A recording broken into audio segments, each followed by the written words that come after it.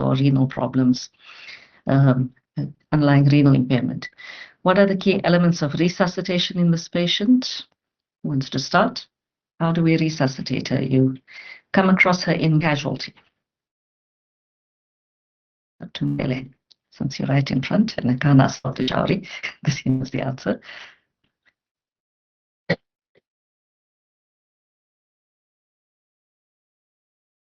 The obvious thing, I can't breathe. What would you give me? Oxygen.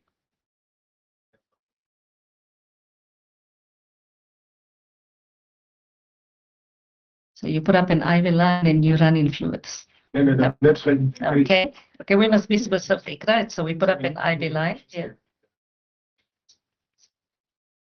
It's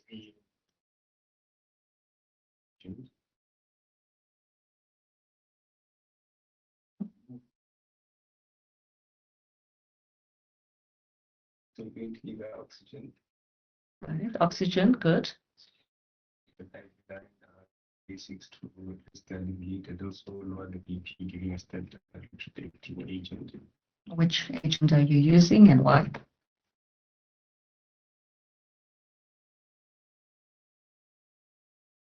So I'm the patient. I'm still lying flat. Lying flat on oxygen. My SATs are still 46. So you've lifted the head, right? You've given her oxygen. You've given her Lasix. How much Lasix?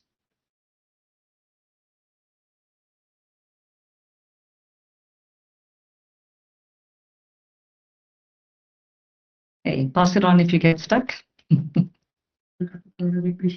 Sorry. Catheterize, right? I will give her 40, but I will give her 18 milligram of Lasix. For 2, try to stabilize the BP. Okay. Rapid acting, like I said, I will give her another. If she managed to take over, if not, then we will go for IV. And what IV drug?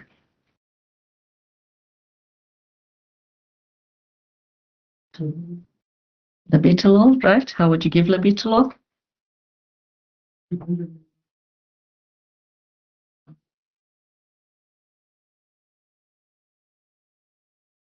Okay. no, we use a bolus, sorry. Bolus doses.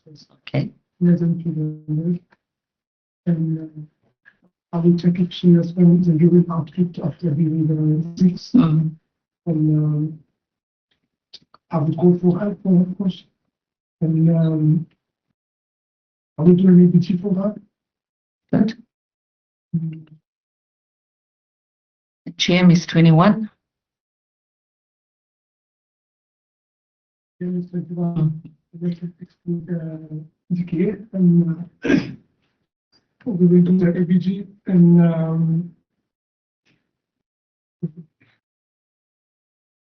Okay, anybody wants to add anything further? So we've given her labetalol, we've given her Lasix, she's on oxygen, and we've propped up the bed. Anybody else wants to add anything further?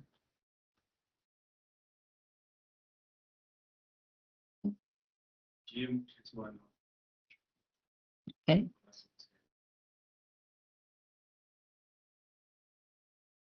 Using up the drip of plasma, so doing ease, ellipses. And we've got a blood gas. Any other investigations? Right. And it's not an emergency investigation, but what other investigation would you like? Okay. Okay, so we've covered the differential. Call for help. Put up your 2 IV lines for access only. Oxygen, change to rebreather as SATs only improved to 64. Bed position at a 45-degree angle. We did an ABG, her bloods, her CRP, cardiac enzymes, pro-BNP, ECG, catheterization, monitoring of vitals and SATs. And the idea is to treat the cause of the respiratory distress. These are her blood gases. I don't know how well they projecting. Not sure if you guys can see.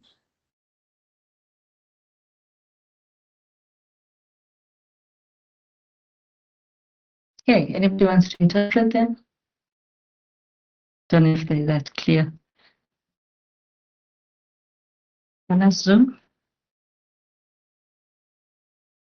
Okay. Seem to have lost the first one. Okay. Yeah.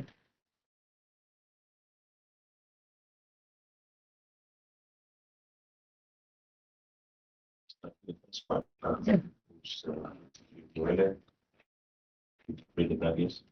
So she, so from the value, she's got a low pH, low CO2, and low stress, and also a bicarbonate load, so and a base excess. So she's got a severe metabolic acidosis. Okay, so she's acidotic. Let's define it further. Okay, let's go into this hypoxic. Right. Right. Mm-hmm. It's venous. So for her, we want an ABG rather than an ABG. Mm, So second one, it's not, they're all arterial.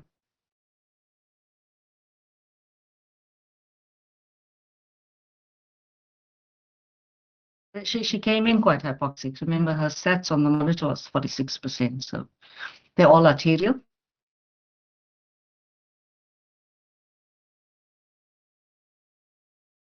It's labeled as venous, but yeah, it was arterial.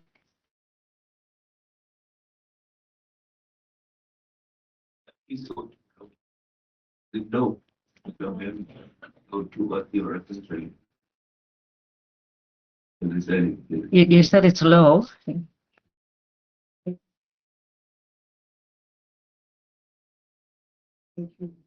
Sure.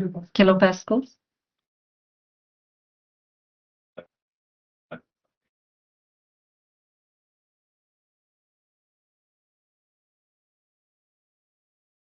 Okay, if it's clearer with the second one, maybe.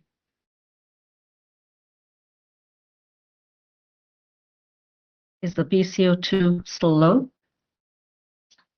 High. Right. So you in a type 2 respiratory failure. Good. Type 2 respiratory failure. She's got respiratory acidosis. Right. Sorry, how do I come out of this Zoom? Oh, sorry. Respiratory acidosis. These are her blood results. So her white cell count's 14, HB 13, platelets 524, hematocrit 0.422, CRP is 24, sodium 136, potassium 3.9, urea 2.4, creatinine 100. Cardiac enzymes are normal, CK214, TROP-T less than 40, LDH 310, LFT normal with an albumin of 32. Anybody wants to comment on these blood results? Anything specific you're concerned about?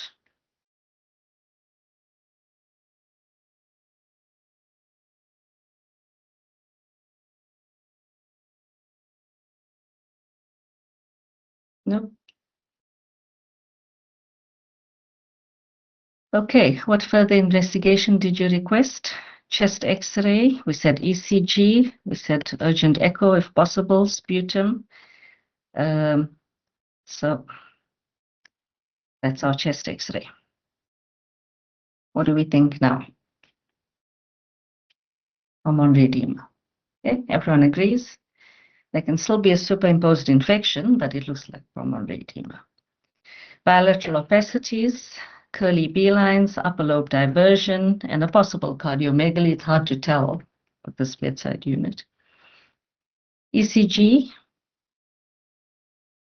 interpretation, normal except for tachycardia, right? How would you manage the pulmonary edema? You've already mentioned Lasix 1 milligram per kilogram. Repeat after 20 to 30 minutes. Assess response in terms of urine output. Is there a role for the use of morphine? Okay, anybody wants to comment on that? Should you use morphine? Shouldn't we? Is associated with depressions. Should not be associated. Good. Okay, Dr. Moeles answered. It is associated with respiratory depression, so we used it prior to this, but it's no longer recommended. That's the first line. Okay. This patient was given 2 milligrams morphine IV. Is there a role for giving anticoagulation? Yes, no. Would anybody give? Yes. Okay. Because we haven't ruled out pulmonary embolus yet. This patient, unfortunately, was not given Clexane, but we should have. How would you manage the blood pressure? You've mentioned the labetalol, 200 milligrams in 200 mils at 20 mils per hour and titrate accordingly. Or alternatively, bolus doses, 20 milligrams stat, then 40 milligrams every 20 minutes for the 3 doses. Then 80 milligrams. This is preferred as no excess fluid to the patient. How would you manage the hyperglycemia, sliding scale, ABGN dipsticks not suggestive of a DKA. Patient given 10 units acrapid and her GM dropped to 8. Would you consider antibiotic cover? Yes or no? Dr. Bupat saying no, Dr. Moeles saying yes. Yes, you would, because you haven't excluded a superimposed chest infection or an underlying chest infection. So she was given Augmentin. You can give Augmentin or Rocephin, depending on what you have available. Azithromycin to cover for atypical organisms. Would you have intubated this patient? What are the indications for intubation?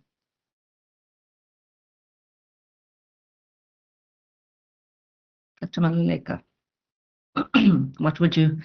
what are the indications for intubation?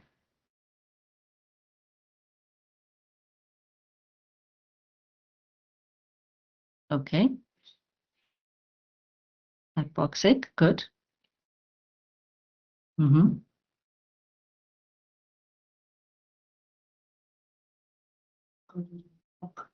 Okay. Also for air perception, issue with the GCS. If she drops her GCS below 8. Okay. All right. So dependent on the degree of hypoxia and response to medical management, she did respond. Her BP was 115/85, pulse 101, SATs had come up to 92%, urine output was 500 mils over that initial hour that we had her. She was being discussed with ICU for transfer, but she arrested while being discussed with ICU. This was 3 hours since coming into casualty. We started chest compressions, intubated her. She was given adrenaline. She had a non-shockable rhythm, and she was certified dead 30 minutes after CPR. So unfortunately, we lost this patient. She became one of our maternal deaths. Post-mortem, they call it under investigation because they're waiting for histology. But the gross findings were that of congested lungs with fluid surrounding both lungs. Heart was macroscopically normal, so they classified it as pulmonary edema. They're not sure of the cause until they dissect the heart, but macroscopically it looked normal. So most likely peripartum cardiomyopathy or hypertensive cardiomyopathy based on her blood pressures. Although antenatally throughout, we scrutinized the charts, there was no hypertension antenatally. So we're going to move on to the discussion. Any comments or questions on the case itself? Dr. Moele? Delivered at Mahatma Gandhi. She had a cerclage with us. She had an uneventful antenatal cause apart from the cerclage. We removed it and she went into spontaneous labor. So there were no well, she needed a Caesar for fetal distress, but there was no hypertension antenatally. Just a hand on me. So, yeah. In casualty, initially when she was very hypoxic, Yes. was she given Lasix, the Lasix boluses she was given? She was given Lasix, she was given. And the postmortem, Yes. the flow test in the lungs test, was she PE or not? No, they said no PE.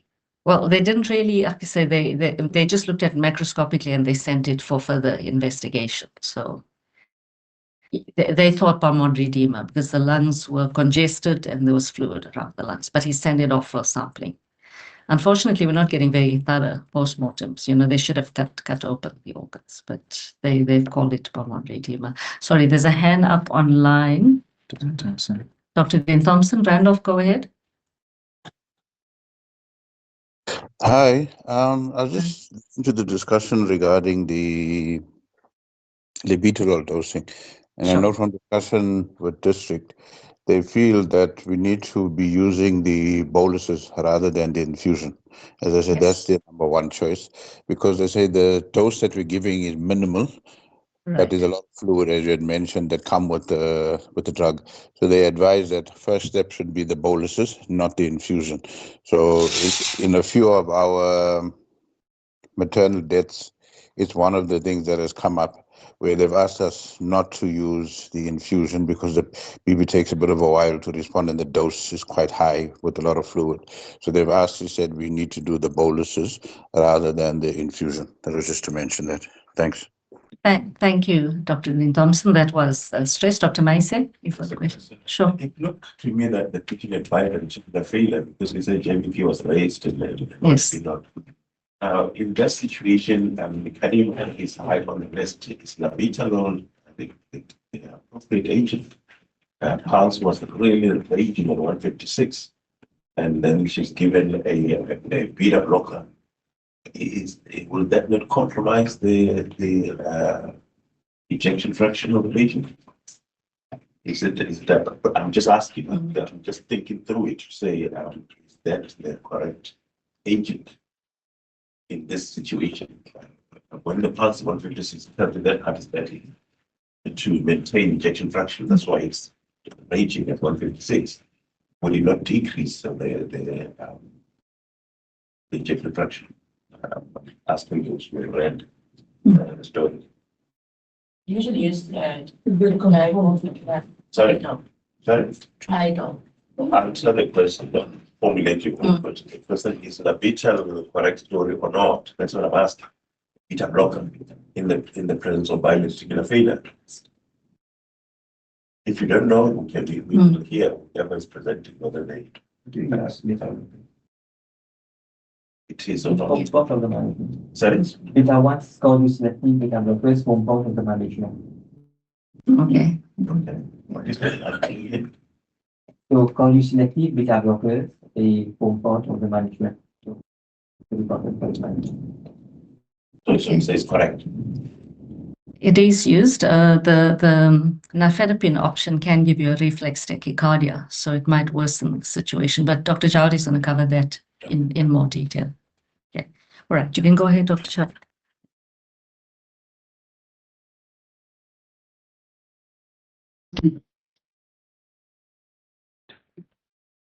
just put it on the point.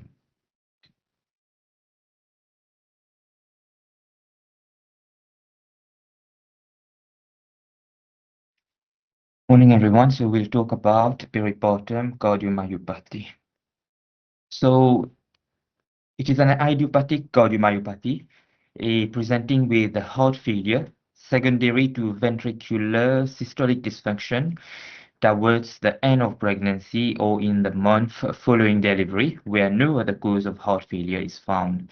So this is the definition by the European Society of Cardiology and has been used since 2010. Previously, it was defined as the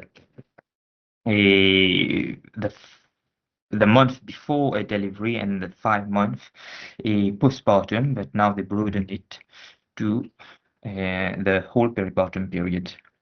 So the risk factors for PPCM is African ancestry, preeclampsia, hypertensive disorders of pregnancy, multiple gestation, advanced maternal age, family history of cardiomyopathy. So the exact cause of PPCM is unknown. However, the proposed mechanisms are nutritional deficiencies, viral myocarditis, autoimmune processes, hemodynamic stress of pregnancy.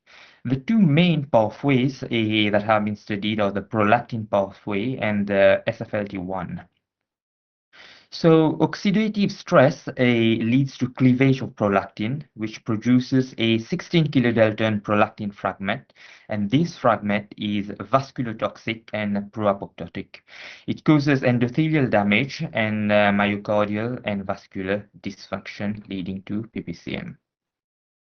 SFLT1 antagonizes vascular endothelial growth factor and placental growth factor, and this leads to vascular dysfunction contributing to cardiomyopathy. Therefore, peripartum cardiomyopathy is largely a vascular disease which is triggered by the hormonal environment of late pregnancy and the postpartum period. So you see, it is mostly diagnosed after delivery, usually within the first month postpartum. Diagnosis is often delayed due to under-recognition of the disease and an overlap between normal pregnancy and symptoms of heart failure. Delayed diagnosis, of course, leads to worse outcomes and preventable complications. In terms of the symptoms, there is dyspnea on exertion, fatigue, autopnea, paroxysmal nocturnal dyspnea, peripheral edema, chest tightness. On examination, we'll see the patient having tachypnea, tachycardia, elevated GVP, pulmonary rales, peripheral edema. Severe complications are rare and they can present in cardiogenic shock, severe arrhythmias, and thromboembolic complications. To diagnose a PPCM, the gold standard is, of course, echocardiography, which will show us a left ventricular ejection fraction of less than 45%. This is the hallmark of the echocardiography, but we'll go through more of the findings on the next slide. In terms of blood tests, BNP and NT-proBNP, this is a marker that is markedly elevated in PPCM. Usually in normal pregnancy it's unchanged, and it can be mildly elevated only in preeclampsia and hypertensive disorders. Electrocardiogram will not show us any specific anomalies. Chest X-ray will show us an increased cardiothoracic ratio and pulmonary venous congestion. Cardiac MRI is useful when echocardiography is inadequate. It provides a more accurate ejection fraction and chamber measurements. Endomyocardial biopsy is rarely required, but can be considered only if alternative diagnosis is suspected, such as the giant cell myocarditis. So this table shows us the echo, so how a normal echo is and that of a normal pregnancy compared to peripartum cardiomyopathy. So those in red are of interest to us mostly. So the left ventricular ejection fraction, which is normally around 55 to 70%, is reduced to less than 45%. TAPSE, which is the tricuspid annular plane systolic excursion. It is the diameter of the tricuspid valve. So it is normally greater than 17, but less than 17 in PPCM. And then fractional shortening, which is a measurement of the diameter of the left ventricle in systole and diastole, and represented as a percentage. It's normally between 25 to 45% and significantly reduced in a PPCM at less than 25%. And there will be global hypokinesia over the walls, and also an intracardiac thrombus may be present in the left ventricle, and it should be remembered that the thrombus is usually located at the apex, and this should be screened for during the echo. In terms of differential diagnosis, so you should remember that PPCM is a diagnosis of exclusion, and to avoid overdiagnosing it, any pre-existing cardiomyopathies, valvular heart disease, and preeclampsia should be excluded. So we have a long list of differentials here, marked by the arrows in red. So the common ones, no, well, not common, but the ones we should remember. First is Takotsubo cardiomyopathy, which is a stress cardiomyopathy, usually presented by a apical ballooning at the apex, so at the apex. A pre-existing cardiomyopathy or recurrent peripartum cardiomyopathy. So here there will be a history of heart failure prior to the pregnancy or during a previous pregnancy or in a previous peripartum period. Preeclampsia. So it should be remembered that preeclampsia, they will preserve systolic function, and on echo, it's diastolic dysfunction that we will see. A valvular heart disease, so there will be a history of a heart surgery. There will be regurgitation, so murmurs that would have been present pre-pregnancy and in the peripartum and in pregnancy. And then pulmonary embolism, here we'll have dyspnea, tachycardia with preserved left ventricular ejection fraction. So major complications that can happen are cardiopulmonary arrest and subsequent brain injury, pulmonary edema, thromboembolic events. Patients might require circulatory support and cardiac transplant and may result even in death. So what are the predictors of poor outcome in PPCM? So it's a left ventricular ejection fraction of less than 30% at initial diagnosis, a left ventricular dilatation, a left ventricular thrombus, right ventricular systolic dysfunction, patients who are obese of the ethnicity, and then preeclampsia, which is associated with a 1-year lower survival. Elevated or significantly elevated biomarkers like troponin, proBNP, and SFLT1 also predicts a worse outcome. Recovery is better than other cardiomyopathies, and it's within 3 to 6 months. It can be delayed for up to 2 years, but 72% of patients do recover with an EF of greater than 50% at 12 months. So in terms of management, a patient should receive loop diuretics, IV or in the acute period or orally. So it reduces fluid overload and decreases preload. It should be used carefully in the antenatal period due to reduced placental blood flow. Cardioselective beta blockers can be used, so they reduce myocardial oxygen demand, they improve ventricular remodeling and decreases mortality. Metoprolol is generally the preferred oral agent and is safe in pregnancy and breastfeeding. Atenolol is usually avoided as it causes fetal growth restriction. Vasodilators can be used to reduce the afterload. So hydralazine and nitrates can be used here. And then we have more specific therapies like bromocriptine, which is a dopamine agonist and reduces a prolactin secretion. So by reducing prolactin secretion, it reduces the formation of the vasculotoxic 16 kilodalton fragment of prolactin. And it has been shown to improve a ejection fraction over time. It is used as the dosage of 2.5 milligrams twice daily for 2 weeks and then daily for 6 weeks. Anticoagulation should be considered if there is evidence of thrombus or significantly reduced ejection fraction of less than 35%.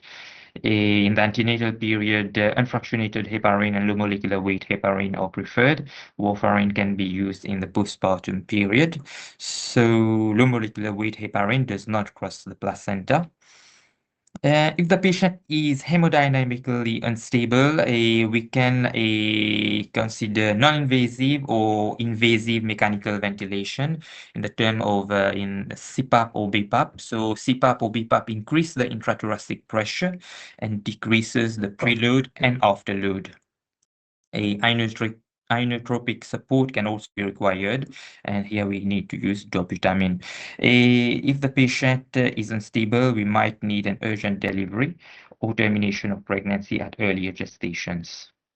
So if the patient is in cardiogenic shock or in severe heart failure, a mechanical circulatory support can be used, a intra-aortic balloon pump, percutaneous ventricular assist device, or extracorporeal membrane oxygenation, ECMO. Long-term support with the use of a left ventricular assist device or cardiac transplant should be considered in certain patients. So this is just a summary of the medications that can be used in PPCM. So in green are those that are advisable to be used in the antepartum period, loop diuretics, beta blockers, hydralazine and nitrates, digoxin, and low molecular weight heparin. To be avoided, of course, ARBs and ACE inhibitors, as they cause oligohydramnios and renal agenesis. Aldosterone receptor agonists like spironolactone should not be used as they are anti-androgenic and they cause feminization of the male fetuses. And warfarin should be avoided due to embryopathy and fetopathy. In terms of labor and delivery, it should be managed, the patient should be managed in a center where a cardio-obstetric team, intensivists and anesthetists are present. For delivery, the mother should be stabilized, and whenever possible, to avoid prematurity, we can prolong the pregnancy if the patient is stable. If persistently hemodynamically unstable, she is for early delivery or termination of the pregnancy. Vaginal delivery is preferred with adequate pain management, and cesarean sections are carried out only for obstetric indications. It should be remembered that post-delivery there is increased venous return due to autocaval decompression, and there is risk of fluid overload, and pulmonary edema should be anticipated, and diuretics should be used judiciously. Lactation, there is no adverse outcome with breastfeeding as previously thought, so lactation is advised to be continued, and most heart failure medications can be used during pregnancy.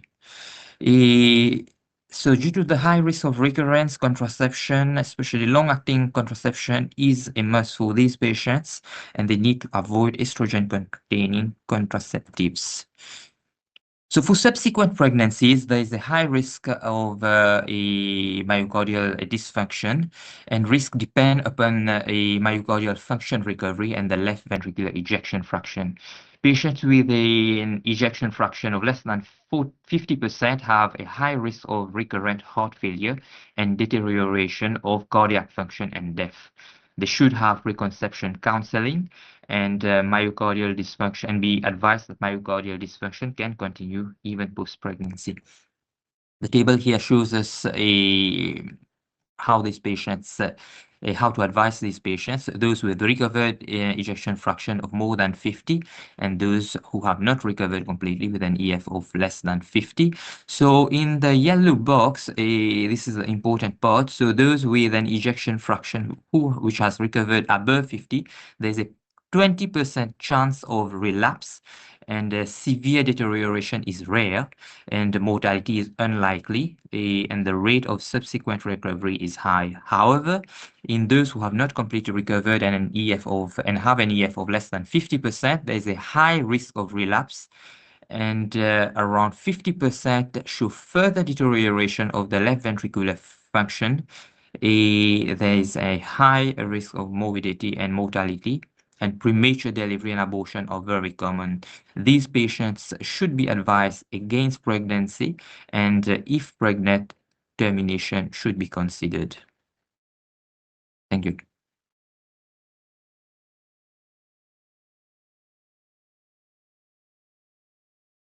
Thank you, Dr. Chowri. Well done, well presented.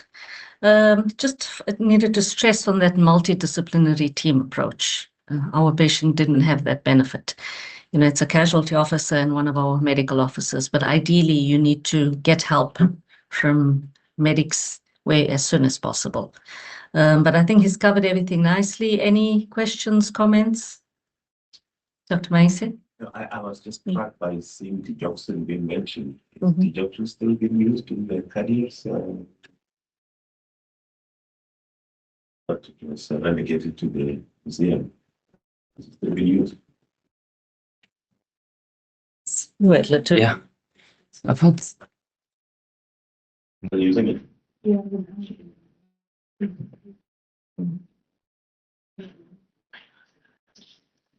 Dr. Chowri, you've seen it. Yeah, well, I've not personally seen them use digoxin. No, no, I haven't encountered them use digoxin for. Fortunately, Atisha stepped out. I'm not sure if anyone else from Lutuli is here. Kashifa, you've seen it. Okay, Dr. Ismail seen it. Who was in literally more recently? Haven't. Yeah, it was an agent that we really relied on in years gone by because it's got a positive inotropic and a negative chronotropic effect, and it normally worked very well. But I think the evidence seems to suggest that it's no longer, it's not as good as it was purported to be. One can be agreed about it.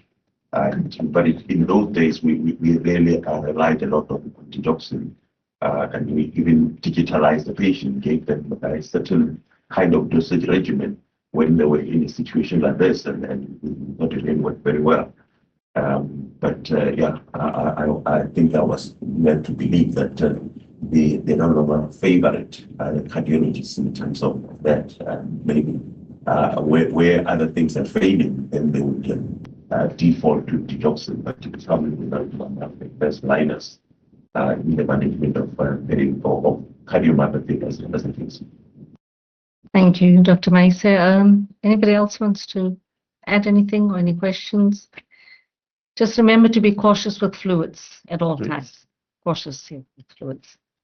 So what happened to the patient? Why did she suddenly get a cardiac arrest? Do we know? Look, she did. So there were a few factors we picked up. Casualties saw her first. They did put up 2 IV lines and run in the fluids because they thought she shocked, even though the BP is high and the pulse is high. So that was the first mistake. And they managed her alone until gynae arrived, and then they all left. So the one MO's trying to arrange ICU, get the anesthetist to intubate, and basically he was alone managing her. She did improve initially, but we thought maybe the fluids with the labetalol infusion might have, just exacerbated the situation. She should have been intubated earlier. So within that 3 hours, she got a little bit better and then just arrested. I think she was still hypoxic, and she needed intubation earlier and ventilatory support. It had improved, so I don't know at what point the hypoxia just got worse.